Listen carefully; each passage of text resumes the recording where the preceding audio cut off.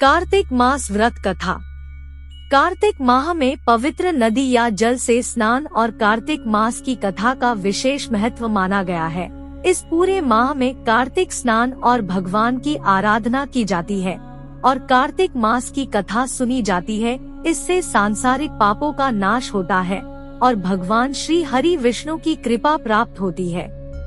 कार्तिक स्नान और कार्तिक मास की कथा की पुराणों में बड़ी महिमा बताई गई है। तो आइए जानते हैं कार्तिक मास की कथा या कार्तिक मास की कहानी। एक नगर में एक ब्राह्मण और ब्राह्मणी रहते थे। वे रोजाना 7 कोस दूर गंगा यमुना स्नान करने जाते थे।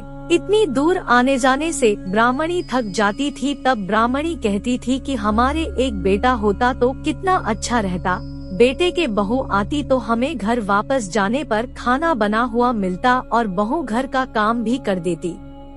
ब्राह्मणी की बात सुनकर ब्राह्मण ने कहा कि तूने बात तो सही कही है, चल मैं तेरे लिए बहू ला ही देता हूँ। ब्राह्मण ने कहा कि एक पोटली में आटा डालकर कुछ मोहरे रख दे। ब्राह्मण के कहे अनुसार ब्राह्मणी ने पोटली बांध कर दे दी। पोटली लेकर ब्राह्मण चला गया। ब्राह्मण अभी कुछ दूर गया ही था कि उसे यमुना के किनारे बहुत ही सुंदर लड़कियां दिखाई दी। वे रेत में घर बनाकर खेल रही थी। उनमें से एक लड़की ने कहा कि मैं अपना घर नहीं बिगाड़ूंगी, मुझे तो रहने के लिए ये घर चाहिए। लड़की की बात सुनकर ब्राह्मण मन ही मन सोचने लगा कि बहू बनाने के लिए यही लड़की सही रहेगी। जब वह लड़की जाने लगी तो ब्राह्मण भी उसके पीछे पीछे उसके घर तक चला गया। वहां जाकर ब्राह्मण ने कहा, बेटी अभी कार्तिक मास चल रहा है, इसलिए मैं किसी के घर खाना नहीं खाता। मैं आटा लेकर आया हूँ, तुम अपनी माँ से पूछो कि क्या वह मेरे लिए आटा छानकर 4 रोटी बना देगी। यदि वह मेरा आटा छानकर रोटी बनाएगी तो ही मैं रोटी खाऊंगा। लड़की ने जाकर अपनी माँ से सारी बात कह दी। माँ ने कहा, ठीक है, जाकर बाबा से कह दे कि वह अपना आटा दे दे, मैं रोटी बना दूंगी। जब वह आटा छानने लगी तो आटे में से मोहरे निकली। वह सोचने लगी कि जिसके आटे में इतनी मोहरे हैं, उसके घर में कितनी मोहरे होंगी। जब ब्राह्मण खाना खाने बैठा तो लड़की की माँ ने कहा, बाबा आप अपने लड़के की सगाई करने जा रहे हो। तब ब्राह्मण ने कहा कि मेरा बेटा तो काशी में पढ़ने गया हुआ है, लेकिन यदि तुम कहो तो खान कटोरे से विवाह करके तेरी बेटी को अपने साथ ले जाऊं। लड़की की माँ ने कहा, ठीक है बाबा, और खान कटोरे से शादी करके ब्राह्मण के साथ भेज दिया। ब्राह्मण ने घर आकर कहा, रामू की माँ दरवाजा खोलकर देख, मैं तेरे लिए बहू लेकर आया हूँ। ब्राह्मणी बोली, दुनिया ताने मारती थी, अब आप भी मारने लगे। हमारे तो 7 जन्म तक कोई बेटा बेटी नहीं है, तो बहू कहाँ से आएगी। ब्राह्मण ने कहा कि तू दरवाजा खोल कर तो देख। जब ब्राह्मणी ने दरवाजा खोला तो सामने बहू को खड़ी देखा। उसने बहू का स्वागत किया और आदर सत्कार से अंदर ले गई। अब ब्राह्मण स्नान करने जाते तो बहू घर का सारा काम करके और खाना बना कर रखती। वह उनके कपड़े धोती और रात को पैर भी दबाती। इस तरह काफी समय बीत गया। ब्राह्मणी ने अपनी बहू से कहा कि बहू कभी भी चूल्हे की आग मत बुझने देना और मटके का पानी खत्म मत होने देना। एक दिन चूल्हे की आग बुझ गई। तब बहू भागी भागी अपनी पड़ोसन के पास गई और कहा कि मेरे चूल्हे की आग बुझ गई है, मुझे थोड़ी आग चाहिए। मेरे साथ ससुर सुबह 4 बजे से गए हुए हैं, वह थके हारे आएंगे, इसलिए मुझे उनके लिए खाना बनाना है। तब पड़ोसन ने कहा कि तू तो बावली है, तुझे यह दोनों मिलकर पागल बना रहे हैं, इनके कोई बेटा नहीं है। बहू ने कहा, नहीं ऐसा मत बोलो, इनका बेटा तो बनारस काशी में पढ़ने गया हुआ है। तब पड़ोसन ने कहा कि यह तुझे झूठ बोलकर लाया है, इनके कोई बेटा नहीं है। अब बहू पड़ोसन की बातों में आ गई और कहने लगी कि अब आप ही बताओ मैं क्या करूं।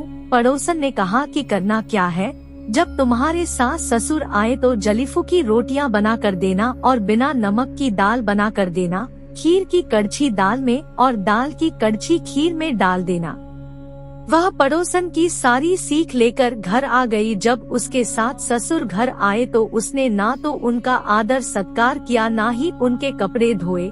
जब उसने सास ससुर को खाना दिया तो सास बोली, बहू आज यह रोटियां जली फुकी क्यों है और दाल भी अलूनी है। तब बहू ने पलट कर जवाब दिया कि एक दिन ऐसा खाना खा लोगे तो कुछ बिगड़ नहीं जाएगा तुम्हारा। सास ससुर को खरी खोटी सुनाकर वह फिर से पड़ोसन के पास गई और बोला कि अब आगे क्या करना है। पड़ोसन ने कहा कि अब तुम सातों कोठों की चाबी मांग लेना।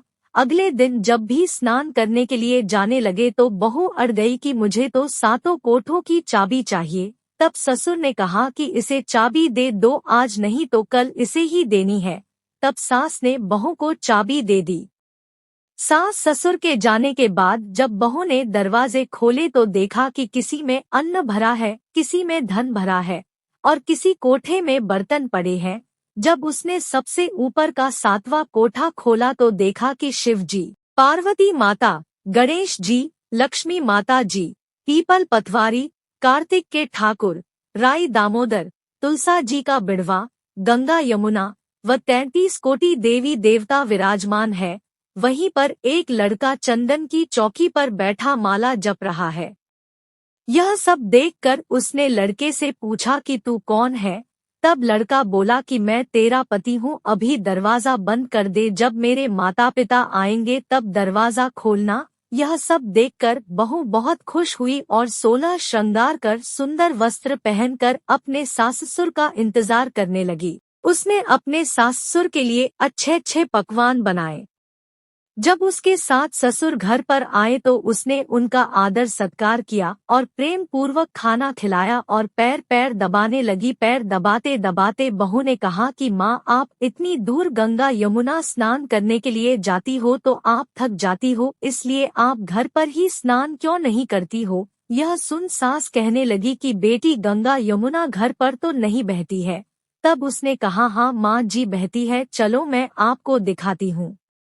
जब बहू ने 7वां कोठा खोलकर दिखाया तो उसमें शिव जी, पार्वती जी, गणेश जी, लक्ष्मी जी, पीपल पतवारी, कार्तिक के ठाकुर, राई दामोदर, तुलसा जी का बिड़वा, गंगा यमुना बह रही है और 33 कोटि देवी देवता विराजमान है। वहीं चौकी पर बैठा एक लड़का माला जप रहा है। माँ ने कहा कि बेटा तू कौन है। लड़का बोला, माँ मैं तेरा बेटा हूँ। तब ब्राह्मणी ने पूछा कि तू कहाँ से आया है। लड़के ने जवाब दिया कि मुझे कार्तिक देवता ने भेजा है। बुढ़िया ने कहा कि बेटा, यह दुनिया कैसे मानेगी कि तू मेरा बेटा है।